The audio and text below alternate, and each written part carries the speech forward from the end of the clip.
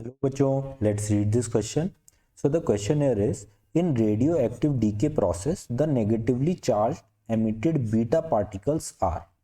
तो देखो आप जानते हो जो बीटा डीके आपने सुना है, तो बीटा डीके में जो नेगेटिवली चार्ज बीटा पार्टिकल्स होते हैं ये क्या होते हैं? क्या ये इलेक्ट्रॉन्स होते हैं जो कि न्यूक्लियस से निकलते हैं, या ये electrons produce as a result of decay of neutrons inside the nucleus, या electrons produced as a result of collision between atoms, या फिर electrons orbiting around the nucleus? ये कौन से इलेक्ट्रॉन्स होते हैं, राइट? सो देखो की कॉन्सेप्ट यहाँ पे आप समझ ही गए हो. आपका की कॉन्सेप्ट क्या होगा इस क्वेश्चन का? की कॉन्सेप्ट इज, जो बीटा डीके का आपका कॉन्सेप्ट है वो आपको क्लियर होना चाहिए, राइट? तो बीटा डीके में होता क्या है बेसिकली, जब आपका कोई न्यूक्लियस होता है जिसका जो नंबर ऑफ न्यूट्रॉन्स उसमें होते हैं, लेट्स से ये आपका कोई एक्स है और इसमें नंबर ऑफ न्यूट्रॉन्स बहुत ज़्यादा हो गए हैं, ठीक है, एज कंपेरिजन टू प्रोटॉन्स. तो जब आपके न्यूट्रॉन्स प्रोटॉन से बहुत ज़्यादा होते हैं तो फिर क्या होता है, ये जो आपके न्यूट्रॉन्स होते हैं ये ब्रेक डाउन होने लगते हैं प्रोटॉन्स में.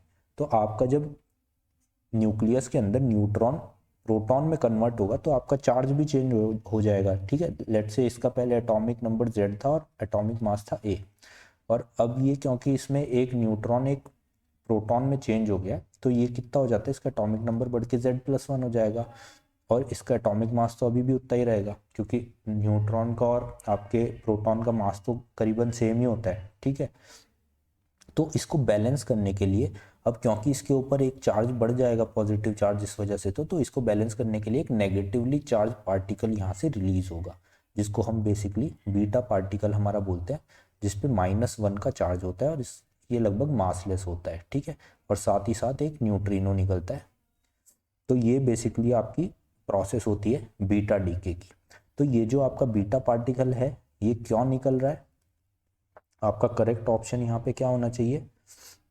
Your correct option should be option number B, the electron produced as a result of the decay of neutron inside the nucleus. जो आपका न्यूक्लियस था उसके अंदर आपका न्यूट्रॉन डीके हुआ और उस न्यूट्रॉन से बना प्रोटॉन, और उस प्रोटॉन का जो चार्ज था उसे बैलेंस करने के लिए आपका बीटा पार्टिकल न्यूक्लियस के अंदर से बाहर निकला.